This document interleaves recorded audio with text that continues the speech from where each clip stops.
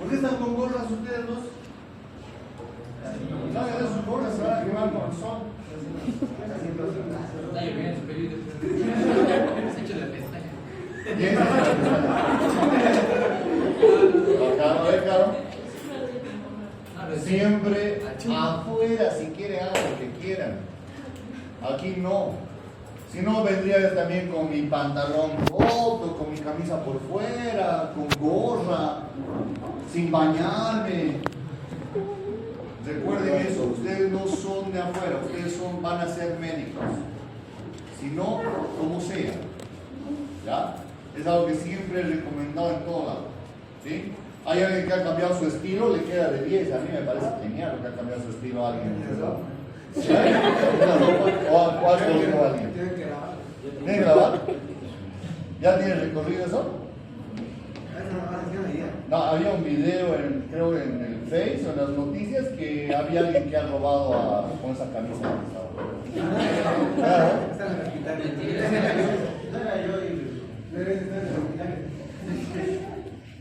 Muy bien. Entonces, esta es la última. Hasta aquí va a entrar su examen.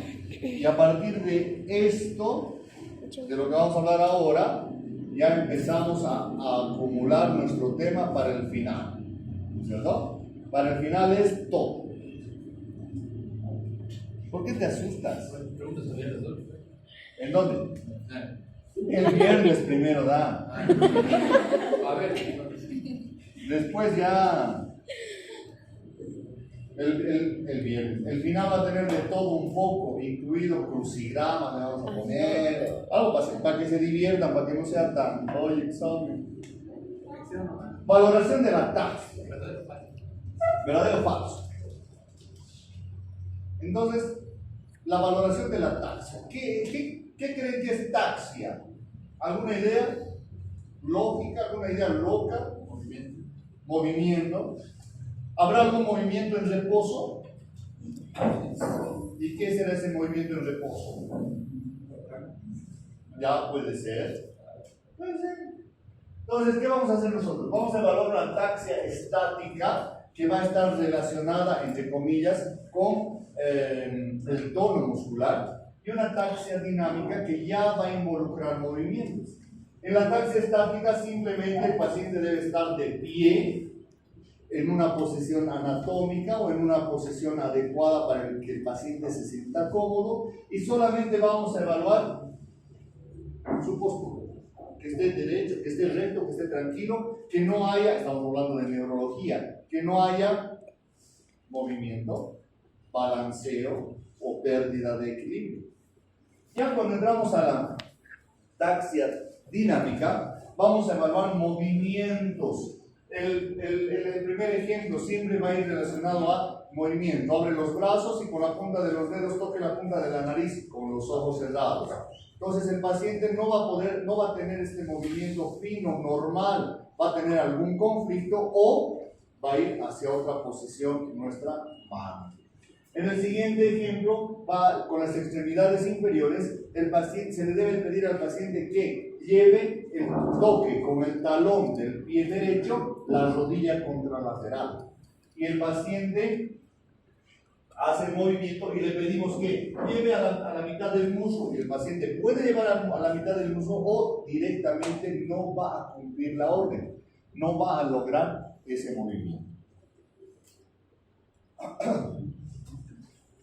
También nosotros evaluamos sistemas viscerales dentro de lo que es la neurología. ¿Qué vamos a ver? Reflejos. Reflejos, por ejemplo, reflejos vasomotor, reflejos sudomotor, pieloerector, óculo cardíaco, Asher, cremasteriano, anal, bulbo cavernoso. Todos estos reflejos nosotros podríamos ver. ¿Cómo podríamos evaluar un reflejo vasomotor? Ideas. Aquí hará referencia a una respuesta vasomotora.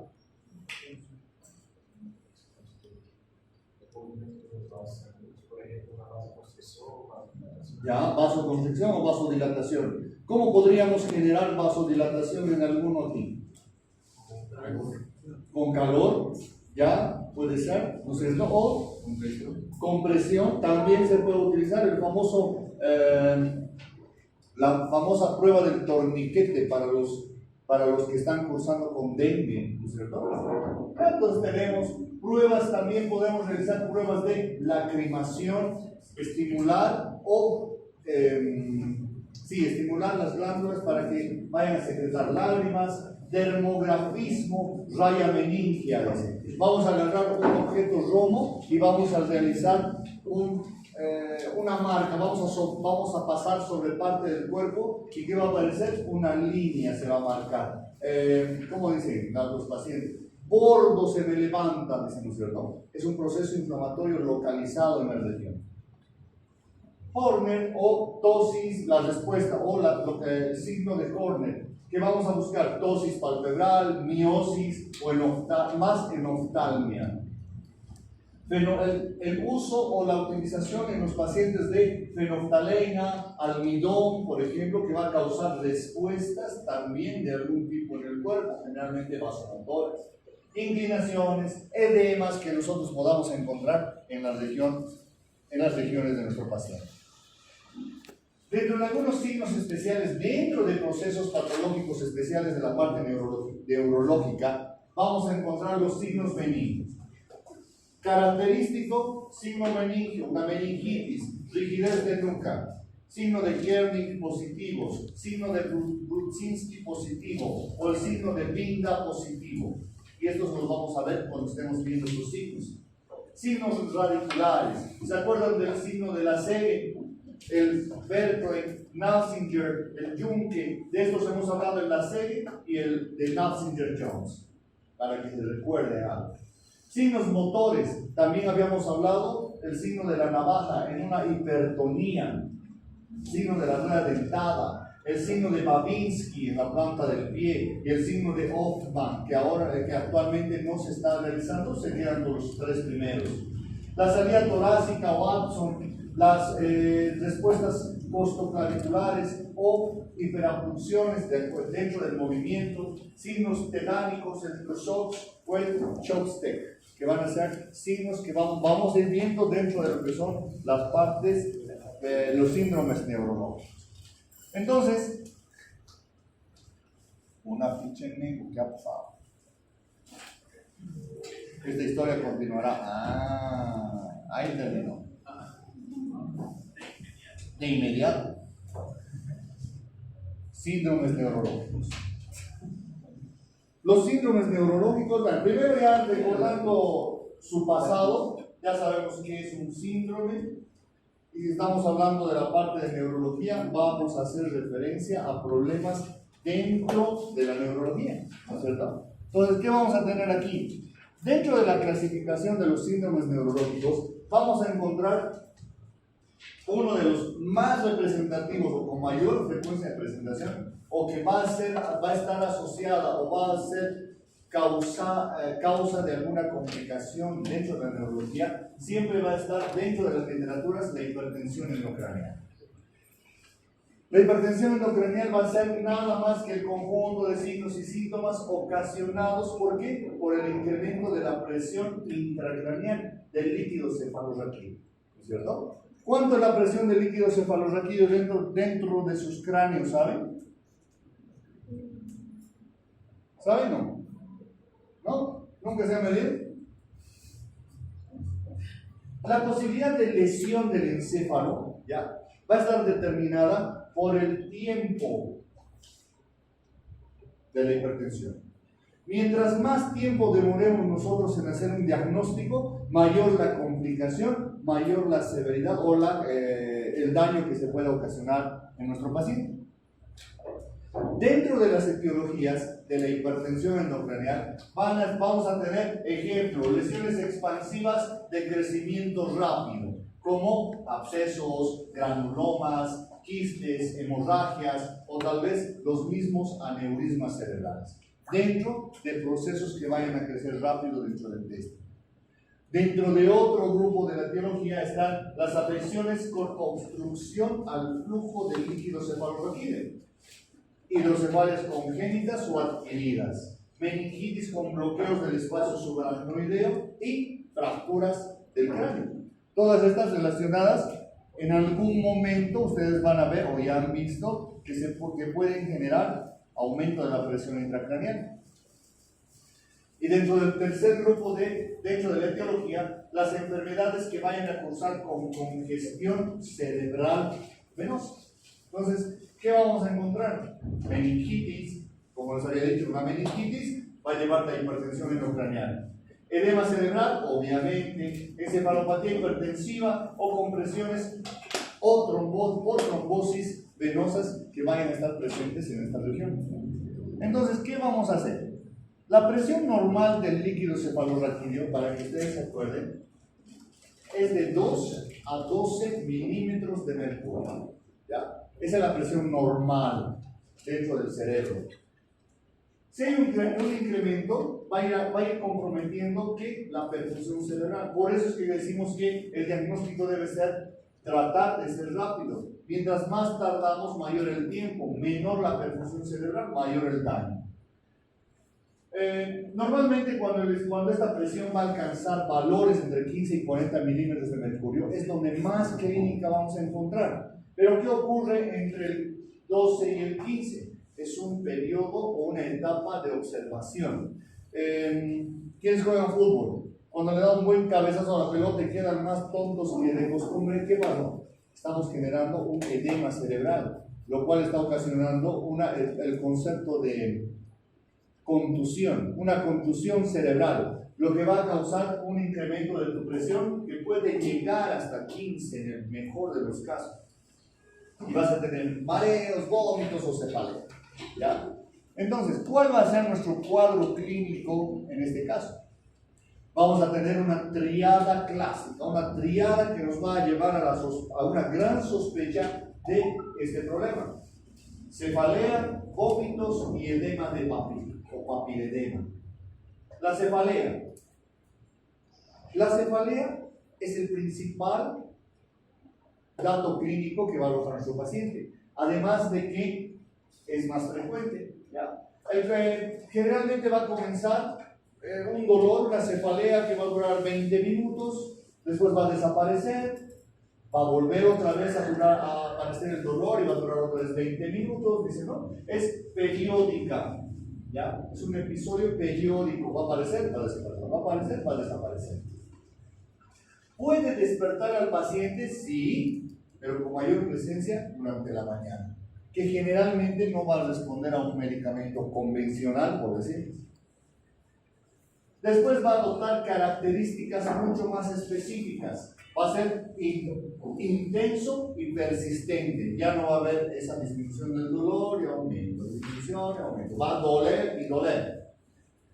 Va a ser gradativo. Si el primer dolor de la primera cefalea que ha presentado tenía una intensidad de 1, le pondremos. La siguiente va a llegar a 2, después a 3, después a 4, después a 5, va a ir agravándose. Va a ser holocefálica. La cefalea va a ser en toda la cabeza. Va a aumentar con los cambios de posición. El paciente en decúbito se va a sentar, va a doler. Se va a echar, va a doler. ¿Ya? Va a aumentar con la tos. ¿Por qué? La tos es durante la tos, si ustedes se acuerdan, en algún momento hemos hablado de la presión intratecal. Entonces va a incrementarse la presión intratecal con la tos, la defecación, los esfuerzos, o cuando estén yendo manejando su vehículo y se metan a un bache, la sacudida les va a ocasionar incremento del dolor. No se alivia con los medicamentos o con los analgésicos comunes, lo que les había dicho. Un paracetamol no te va a calmar, un ibuprofeno no te va a calmar. ¿Ya? Y es más intenso en los adultos que en los niños y generalmente mejora con la punción lumbar. Pero hay algunos detalles también que vamos a ver más adelante de por qué la punción lumbar puede ser contraproducente. Los vómitos, las emesis de nuestro paciente. Cuando hablamos de la emesis, como dentro de la triada de la hipertensión endocranial, vamos a ver que suele acompañar al momento del pico más alto de dolor. Si la intensidad ha ido subiendo, pónganle que el paciente lo estaban llevando en un auto, estaba con una cefalea de intensidad 8, 7 le pongan. Y y estaba yendo en el auto y se ha metido a un bache en Cochabamba. Ese movimiento ha sacudido la cabeza y el dolor se ha disparado a 9. ¿Ya? Entonces, muy intenso el dolor. Suele ser en proyectil o es ese vómito explosivo que tiene. No viene precedido de náuseas. ¿Ya? A menudo no precedido de náuseas. El paciente no va a estar, oh, voy a vomitar, quiero vomitar. No, directamente te vomita y ya. No hay aviso. Frecuentes en los tumores de fosa posterior. En esta parte que está con rojo, en esto se basa la posibilidad de la mayor complicación de la punción lumbar, y vamos a ver todavía más adelante todavía. El siguiente representante de la triada, el papiledema. Más de un 80% de los pacientes que presentan hipertensión endocranial va a presentar papiledema. Va a existir una hiperemia de la papila. Si nosotros vemos una papila o un fondo de ojo, el fondo de ojo normalmente va a tener un color naranja, ¿ya? Pero aquí no se ve naranja, ¿verdad? Está más, ¿cómo dirían los varones? Más tirado a rojo, ¿no es cierto? Hiperemia papilar, sus bordes son difusos, se esfuman, se borran los bordes por el aumento de la presión que va a haber. Las venas y los bordes se van a dilatar, generalmente ahí al medio pueden ver la vascularización. Y finalmente, la papila misma se puede atrofiar dañando al nervio óptico, ¿ya? Entonces el paciente va a quedar con problemas visuales. Todo este proceso de la parte clínica suele ser, dice, bilateral la parte del problema papilar, ¿ya? Pero en general toda esta clínica puede acompañarse de moscas volantes, fotopsias, ambliopía o escotomas. Todos estos términos que nosotros vemos dentro de la neurología nos van a hacer sospechar de algún proceso dentro del cerebro.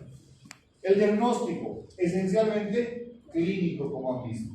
La cefalea, las características de la cefalea, las características del vómito, el edema de papila, el edema papilar. Un examen del líquido cefalorraquídeo que nos va a dar una idea del origen o la causa de la hipertensión. Por ahí es una meningitis, ya tenemos respuesta. No debe realizarse cuando se sospecha, por ejemplo, de un tumor de la fosa posterior, como hace un rato se mostró en rojo, porque la punción lumbar va a producir un enclavamiento de lo que es un enclavamiento del cerebelo a través del agujero occipital. Por debajo del cerebelo, ¿qué es lo que tienen ustedes?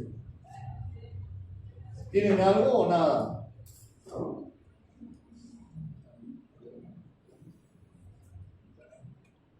¿Sí? ¿Está bien lo que te decía?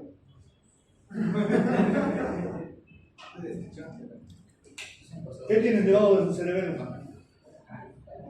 ¿No tienen nada?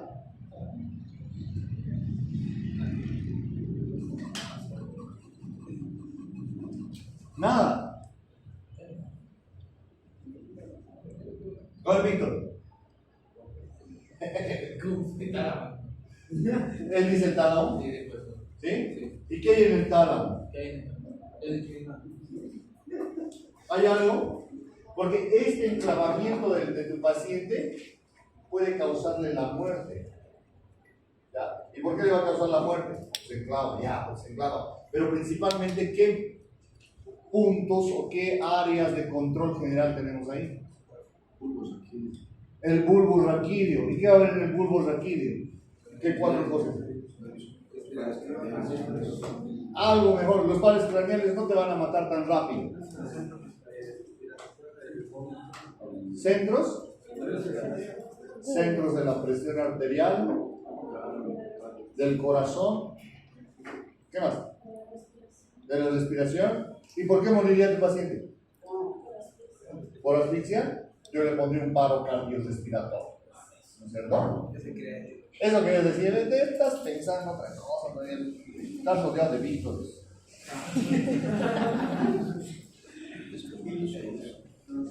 Los estudios radiológicos también son muy útiles ya, pero cuando tenemos nosotros la sospecha, ¿ya? Clínicamente tenemos la sospecha, líquido cefalorraquídeo, vamos a decir que no estaba tan definido y vamos a ir a los radiológicos, donde el mejor estudio siempre va a ser la resonancia magnética, ¿ya? Pero si no hay, una tomografía podría ayudar, ¿ya? Pero la resonancia magnética nos va a ayudar a determinar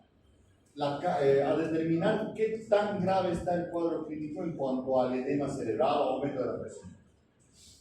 Y cuando no sea posible, obviamente, un TAC cerebral, donde vamos a conseguir imágenes muy interesantes. ¿También fácil, no es cierto? ¿O no? ¿Alguna pregunta del síndrome de hipertensión endocraniana? ¿Cuánto se podría sospechar que si no hay ¿Caso de quién? tumor de líquidos cefalorraquídeos? Tumor de la fosa posterior. Tumor en el líquido no hay, en el líquido no hay. ¿No es verdad? ¿En qué caso vas a sospechar una tumoración de la fosa posterior? Lastimosamente, los tumores de la fosa posterior son de crecimiento lento, ¿ya? Y cuando te vas a dar cuenta, va a presentar cefaleas, la primera causa, cefaleas, el primer dato clínico, y después va a venir los vómitos, ¿ya? Entonces ahí vas a hacer un estudio, una tomografía, una resonancia, y tú vas a encontrar un tumor en la fosa posterior. Lastimosamente ya cuando es un proceso muy probablemente que necesita un procedimiento quirúrgico que le va a dar una posibilidad, que tiene un 75% de éxito. El otro 25% es negativo, ¿ya? Entonces solamente en esos casos vas a encontrar sospecha, cuando ya tiene clínica. En algunos casos, a ver, ¿dónde fue esto? No me acuerdo qué paciente fue hace cuánto tiempo, pero en algunos casos un paciente solamente ha venido con convulsiones y no había nada relevante dentro de la clínica, no había ni antecedentes de dolor, no había ni antecedentes de medicación, ni antecedentes de convulsión, ni nada. Una resonancia magnética se le ha mandado a hacer y se le ha encontrado un tumor de la fosa posterior, de más o menos, ni siquiera era grande, creo que medía 0,8 o 1,8 centímetros, ¿ya?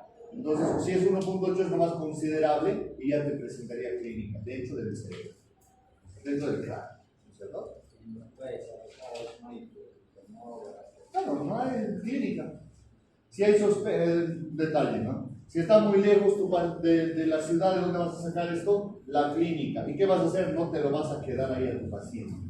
Inmediatamente hay que tratar lo más antes posible de evacuarlo a un centro donde se pueda atender, ¿cierto? Esa es la idea, ¿sí? En lugares alejados, ¿dónde están la mayor cantidad de funciones, de muertes? En los lugares alejados. O porque no ha habido una atención o un diagnóstico oportuno, o simplemente porque el paciente no ha acudido cuando tenía la clínica o algún tipo de clínica, ¿cierto?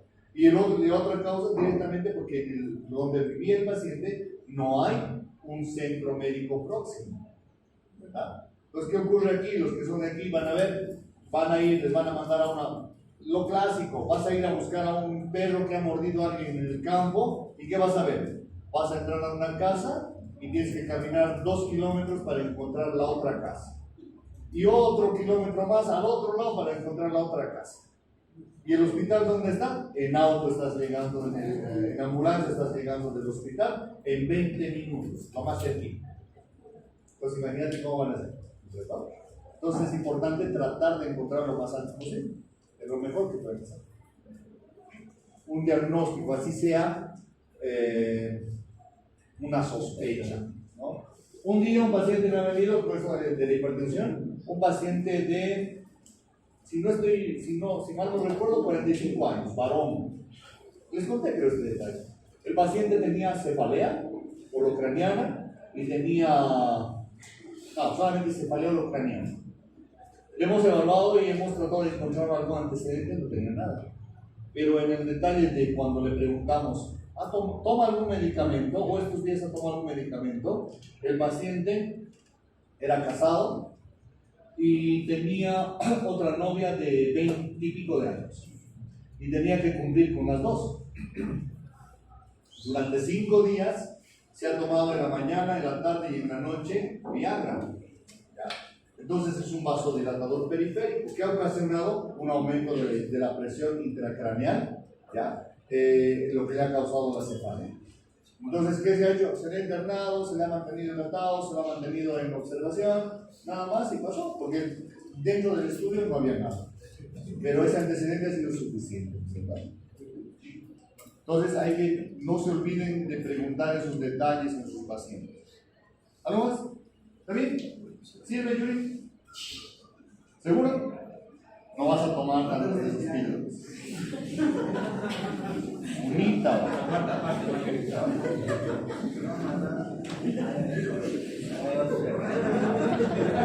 ¿Ah? ¿Hay otras pastillas que surten efecto? ¿Me han superado? ¿Cuáles? Dice, ya están, los Víctores están preguntando. Son telemedicinal, ¿no?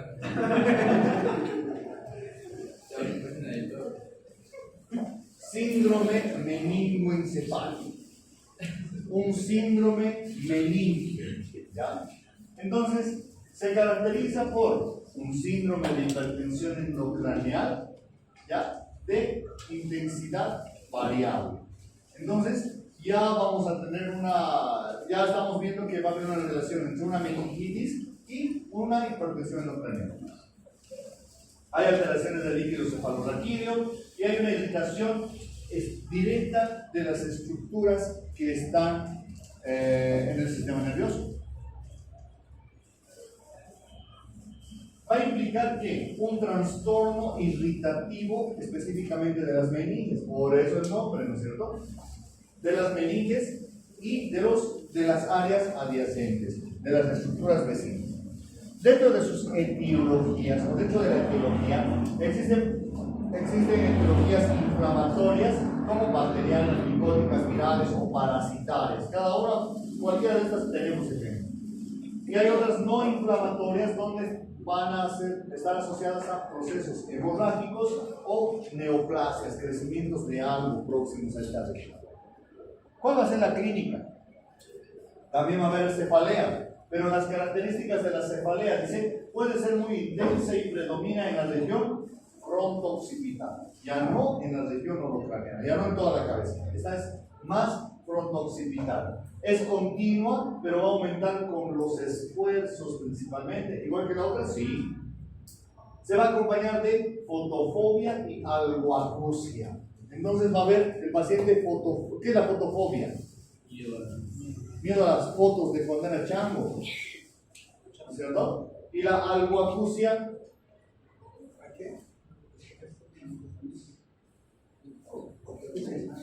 escuchar algo, ¿no? Va a escuchar ruidos, está caminando y de repente va a percibir algún sonido raro en el ambiente, ¿ya? No voces, eso son otras cosas.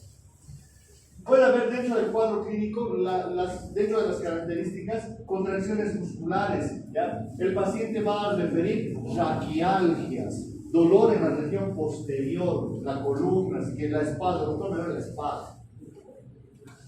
Algo que va a caracterizar mucho más el cuadro clínico va a ser la rigidez de nuca. Puede haber signo de Lewinson, donde el signo de Lewinson es cuando nosotros vamos a pedir al paciente que toque el mentón al tórax. El paciente tiene que hacer esto, pero como no puede llevar el mentón hacia el tórax, va a abrir la boca para tocar el mentón aquí. Entonces abre la boca, ¿cierto? Ya sabía que puede llevar. ¿De qué tiempo se ponía en el baño? Así, agarrar agua, pipocas, cine, es que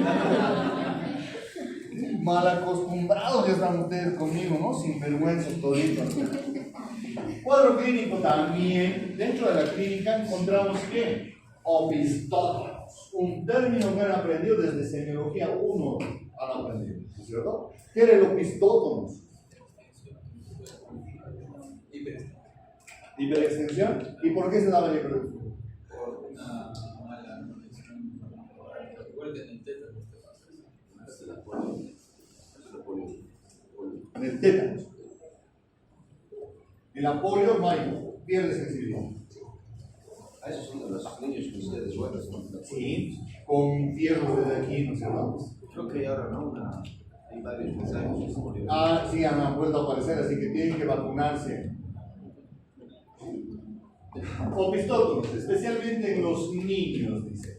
El opistótonos es esa curvatura que está bien así, esa hiperextensión de la columna en general, del raquis, ¿ya? Secundaria a una contracción prolongada o sostenida de la musculatura.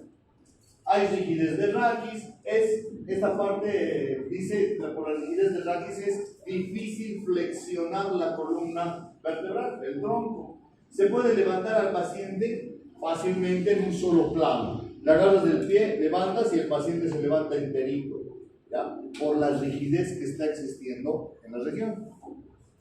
También podemos mencionar que el paciente va a tomar una actitud de gatillo de fusil, una actitud, ¿cierto? El paciente se va a acomodar, así como también en el niño. Dicen, el decúbito lateral con las piernas flexionadas, ¿ya? Entonces vean cómo puede estar ese niño en actitud de gatillo de fusil. Vamos a encontrar trismus con risas sardónicas. ¿Se acuerdan las fases lo que hemos encontrado? Por contracción de los músculos de la cara, contracción de los músculos de la mejilla. ¿Qué más vamos a encontrar? Ya hablando un poquito más dentro de las pruebas que nosotros realizamos. El signo de Kerning. Cuando hablamos del signo de Kerning, nuestro paciente está en decúbito dorsal. Una de nuestras manos o nuestros brazos va a ir debajo de los hombros del paciente, la otra va a ir sobre las rodillas del paciente. La que está debajo de los hombros o debajo de la cabecita del paciente va a ayudar a incorporar al paciente, a que se siente. Y la otra mano tiene que ejercer presión sobre las rodillas para evitar que las rodillas se flexionen. Que aunque nosotros ejerzamos presión en las rodillas y ayudemos a sentarse, el paciente igual va a flexionar las rodillas, ¿ya? Entonces, con el paciente en decúbito dorsal se coloca un brazo debajo de la espalda y se trata de levantar impidiendo con la otra mano que flexionen las rodillas, lo cual el paciente hace de todas formas. Aunque nosotros presionemos para que no flexione, él va a flexionar. Falta aire, ¿no? ¿O soy yo nomás? Debo estar engordando. ¿Mucha pipoca? ¿O será falta de pipoca, no? Cuando el paciente está en decúbito dorsal, ¿ya? Vamos a levantar una de las extremidades inferiores del paciente por el talón, ¿ya? En extensión. Y el paciente, esta es otra modalidad del Kerning, y el paciente de igual manera va a flexionar la rodilla. ¿Ya? Entonces el paciente sigue en decúbito dorsal, agarramos el taloncito, elevamos la pierna y el paciente va a flexionar la rodilla. Signo de Brusinski. Paciente en decúbito dorsal, vamos a poner una de nuestras manos debajo de la cabeza del paciente y la otra sobre el tórax. ¿Qué vamos a hacer? Vamos a hacer que la cabeza flexione en el paciente y lleve el mentón hacia el tórax. Lo que se puede lograr ayudando al paciente, pero las rodillas también se van a flexionar, mostrando el aumento, la contracción que vaya a presentar a ese nivel. Dentro de otras manifestaciones puede haber un vómito central, vómito explosivo, ¿ya? Va a haber convulsiones localizadas o generalizadas. Podemos tener fiebre, que está dentro de una de las características del síndrome. Va a haber una hiperestesia cutánea o una hiperestesia muscular en nuestro paciente. En los niños generalmente van a estar más presentes las convulsiones y los vómitos. Y en los ancianos van a estar obnubilados, ¿ya? Van a presentar obnubilación.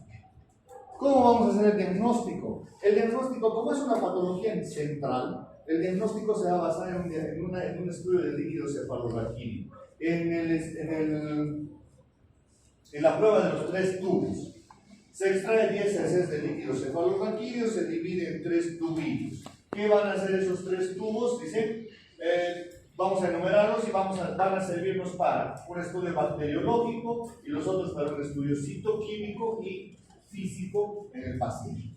¿Ya?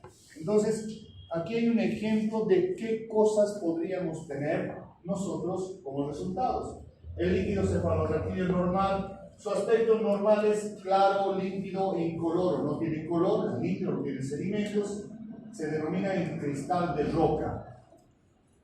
Proteínas vamos a encontrar entre 10 y 45 miligramos, glucosa vamos a encontrar de 50 miligramos, cloruros de 7.2 gramos litro, el número de células entre 1 y 2 generalmente, y el tipo de células linfocitos o mononucleares grandes. Eso normalmente. Pero si nosotros ya vamos viendo, por ejemplo, una meningitis supural, una meningitis viral, una meningitis tuberculosa, vamos a encontrar esto. ¿Sí? ¿En su examen final alguno de ustedes quiere caso clínico? No. ¿No? ¿De esos suaves que hacíamos en el gabinete? ¿No? El espermatozoide dice sí. ¿Qué haga él, no? Uno de azoospermia. Uno de moda. ¿Alguna pregunta? ¿Todo está bien? ¿Sí? ¿Todos relajados? ¿Qué estarán estudiando? ¿No están viendo su chat? ¿Están viendo su TikTok? Con sus audífonos debajo del cabello y están riendo, viendo porno. Ay, no. Ya, piano. Ah, te da voz cagaste. Ah, no me pones eso. Bien, Monse, ¿cómo te conoces? No, yo no las conozco. No, nadie. ¿Por qué? ¿Por qué? ¿Te va a doler? No, en este caso va a haber una complicación desde la parte central y que ocasiona una hipertonía. La hipertonía te va a causar que todo esté recto y como estás flexionando una porción, ¿cierto? Va a haber tensión, entonces algún lado tiene que ceder y por eso se flexionan las rodillas para que la otra porción se flexione, ¿entiendes? Para cortar la distancia. Entonces esa es la causa para que haya esto, el proceso inflamatorio que va a dar un aumento del tono general. ¿Ya? Entonces en la parte del opistótonos, por ejemplo, el aumento del tono ya por un proceso inflamatorio de todas las vainas nerviosas, ya el tono va a aumentar a tal nivel que el paciente va a empezar con dolor en el raquis, dolor en la espalda, después va a presentar rigidez, la rigidez desde la nuca hasta la porción baja.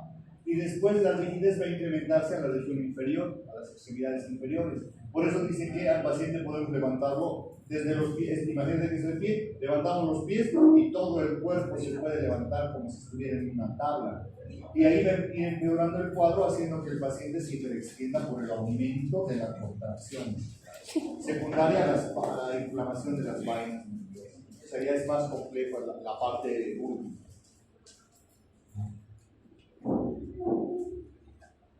Síndromes de la primera neurona. Aquí, ahora sí, aquí tienen que prestar algo de atención. No se los voy a devolver, pero ¿por qué? Vamos a hacer comparaciones entre la primera neurona y la neurona motora principal. ¿Ya? Entonces, ¿qué vamos a ver? Síndrome de la primera neurona.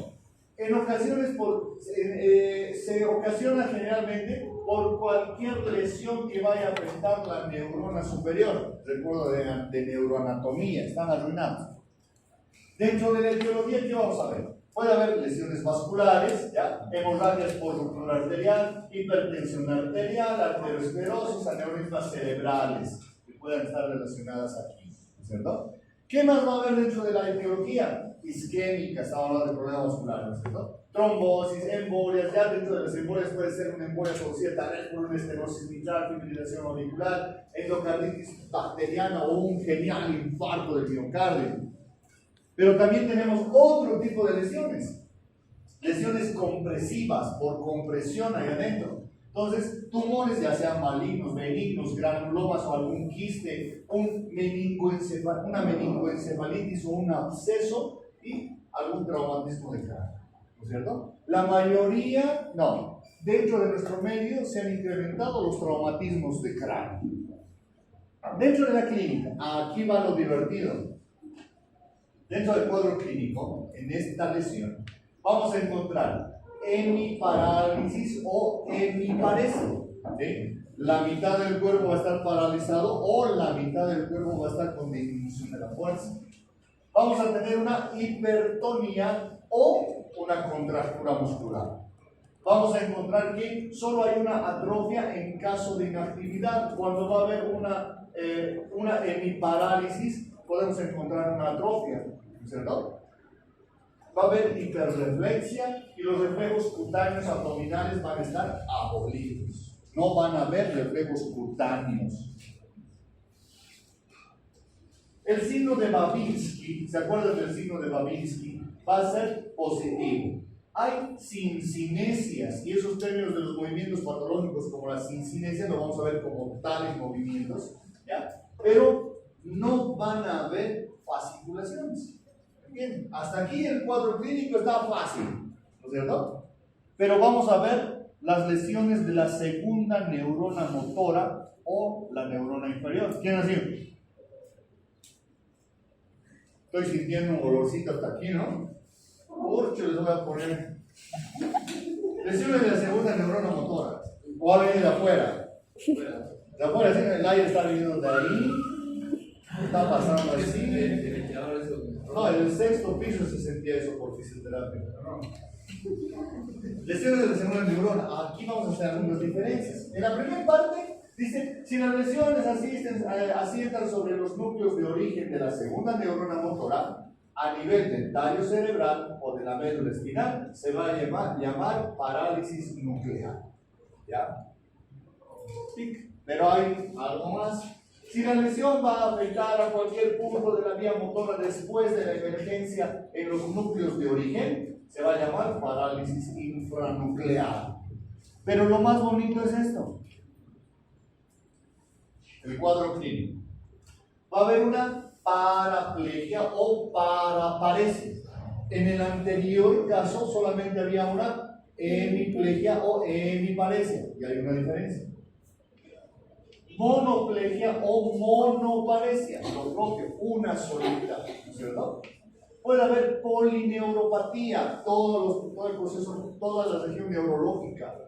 Va a haber hipotonía, atonía o flacidez, ¿cierto? En la otra no había nada de eso. Puede haber una atrofia de los músculos paralizados. Lo mismo, esto sí, por eso está en verde, por eso se relaciona con lo anterior, va a tener. Pero hay algo más. Puede presentar hiporreflexia o arreflexia. En el otro no había hiperreflexia.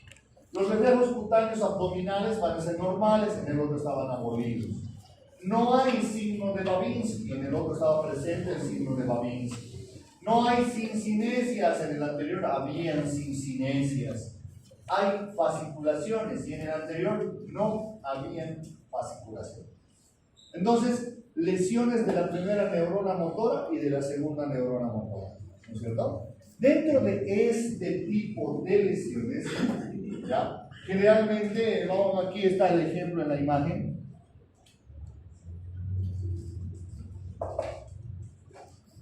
Lesión medular, ¿no es cierto?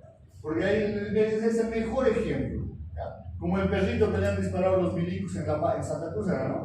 ¿Han visto? Le habían disparado, creo que era un salchicha y le han metido un perdigón en la columna y médula chao. El perrito ha llegado a su casa arrastrando las patas posteriores. Parece que lo van a matar al perrito, no al militar. A los dos se les matan. Entonces, como estamos hablando de esta parte, que vamos a referir a que hay una sección o lesión de la médula en sí, nos vamos a ir a ver la etiología de una paraplegia. ¿Ya? Una paraplegia es la parálisis ¿de quién es la parálisis? Solo de las extremidades inferiores. El mejor ejemplo antiguo o el mejor ejemplo clásico, la poliomielitis, ¿no es cierto?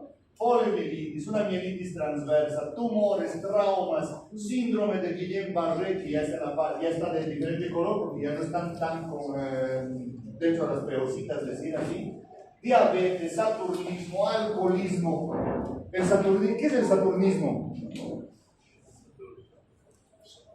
¿Vives en Saturno? ¿Saturniano? ¿Qué es el saturnismo? ¿Acumulación de qué?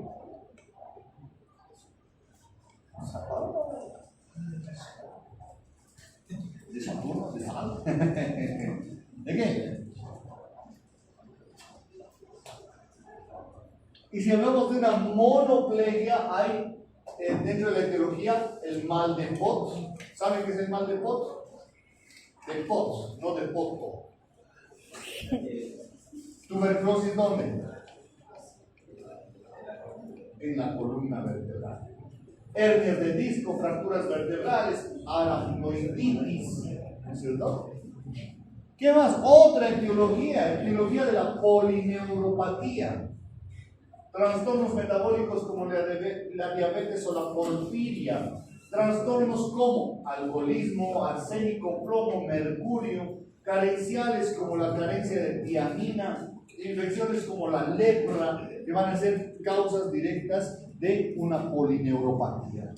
Entonces, todas estas, vean que son causas de lesiones para alteración de la segunda neurona. Pero, como siempre, hay más. Los síndromes extrapiramidales.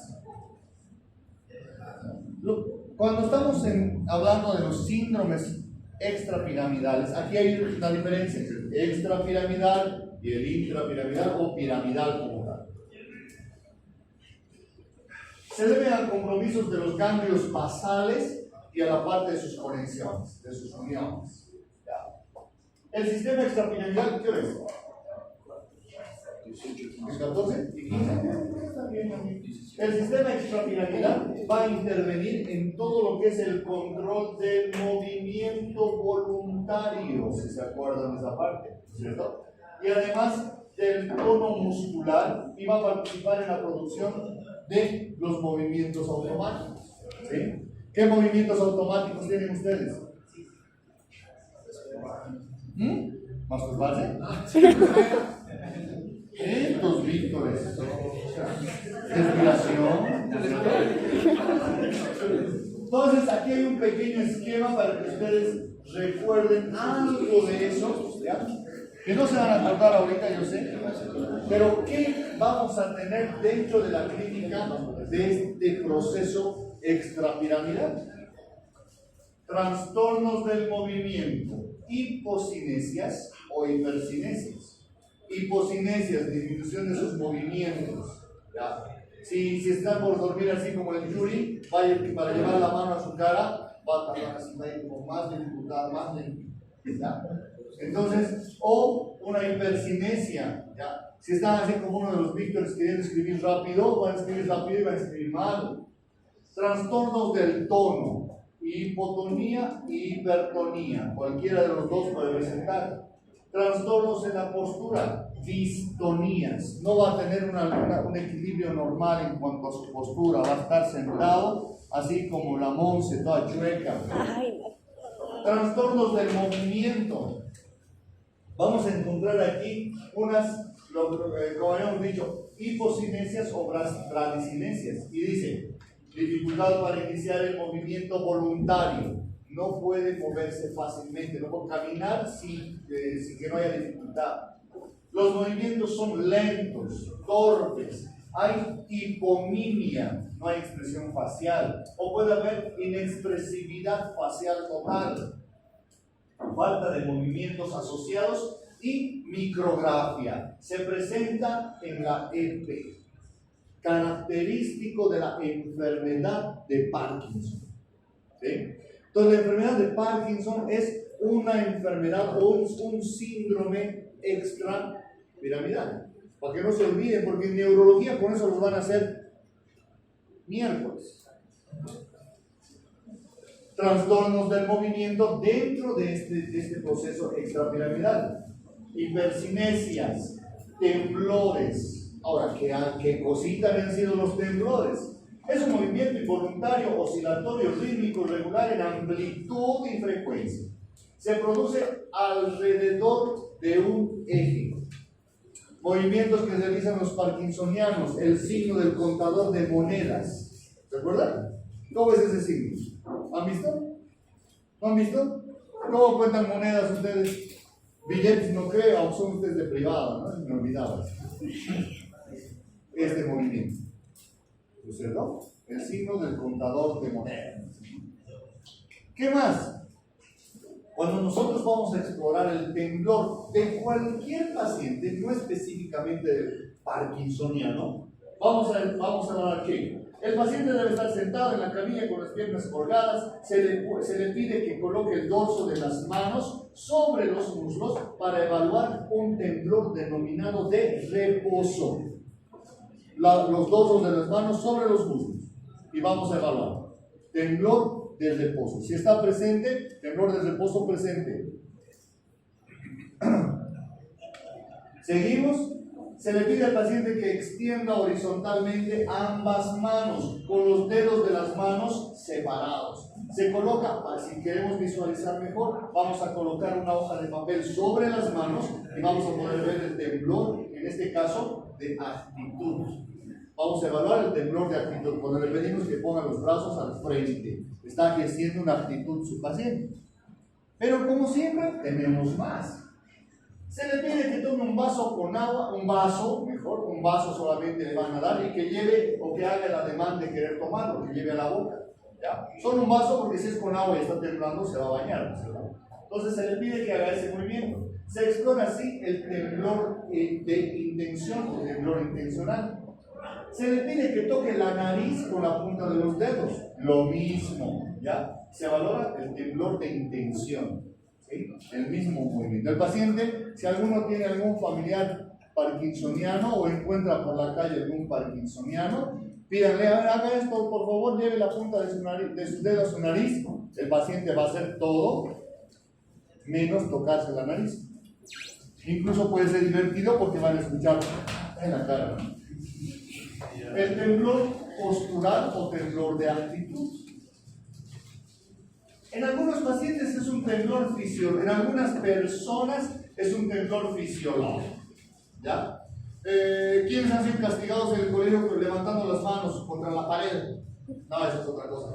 Manos arriba, ¿quiénes han sido castigados? ¿Qué tiempo han estado? Sí, de todo te han castigado, ¿no? Cuando estás mucho tiempo en una posición, empieza a temblar, ¿verdad? Ese es un temblor fisiológico postural. Hay un aumento del temblor fisiológico generalmente en ansiedad, ¿no es cierto? Los que están ahora en el gabinete han visto quienes tienen ansiedad por el solo hecho de salir al frente, están así. Levanta tu mano.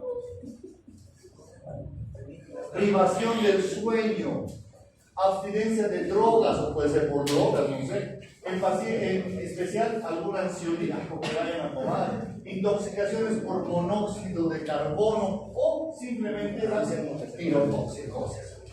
Cualquiera de estos pueden ser causas del temblor. También tenemos temblores intencionales o del movimiento entre sus causas. Aquí entramos a enfermedades cerebrosas, toxicidades por alcohol o anticonvulsivantes o la enfermedad de egoísmo, ¿cierto? Ya. ¿Qué hora es? 35. 21.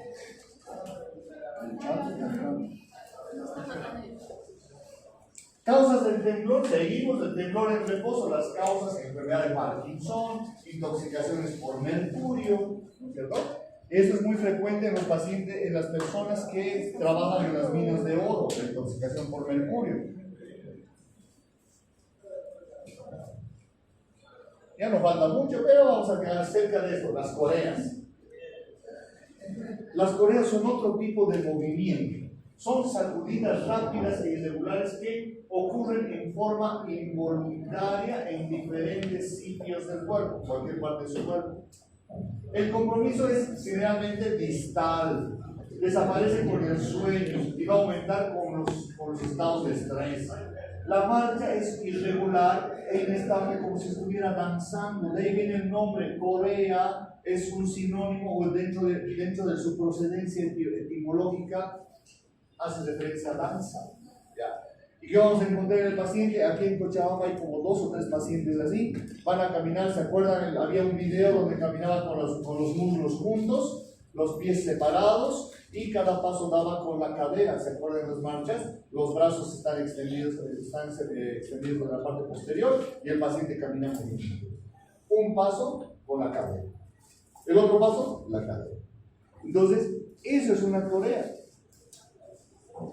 Tenemos diferentes causas de enfermedad de Huntington, enfermedad de Wilson, el Kernicterus, coreas de Gillingham, coreas gravídicas, intoxicaciones por levodopa, enfermedades cerebrovasculares o simplemente un lupus eritematoso sistémico. Entonces, dentro de lo que son las coreas, son estos, ¿cierto? Términos. Otro término más genial, hemipalismo. Es una corea, pero unilateral, ¿ya? La corea como tal es bilateral, general. En este caso es unilateral, ¿sí? Especialmente violenta. Su compromiso es proximal y va a obedecer generalmente a lesiones vasculares. También puede estar asociada o como un efecto de la levodopa. Entonces son movimientos mucho más bruscos. Las mioclonías son contracturas musculares rápidas, bruscas, involuntarias. Aquí está la diferencia de un segmento corporal originado en el sistema nervioso central. Segmento corporal puede ser focal, del hombro solamente, o general, todo el cuerpo. Dentro de sus causas, estas las vamos a ver, fisiológicas relacionadas con el sueño, la ansiedad, el ejercicio. Cuando están intoxicados con cafeína, los que toman cafeína, pueden ser esenciales, hereditarias, esporádicas o la mioclonía del epiléptico. ¿Sí? Otras causas más, mioclonías sintomáticas, enfermedades degenerativas cerebrales como el Alzheimer, enfermedades infecciosas, los pacientes que tienen un síndrome SIDA demencial y la encefalopatía tanto urémica como hepática. Entonces, esto ya no es mucho lo que nos falta aquí dentro de la neurología, ¿sí? Su examen es hasta esa página, hasta esa presentación que les he dicho, el día viernes. Traten de tomar el viernes, no tomen, el viernes traten de venir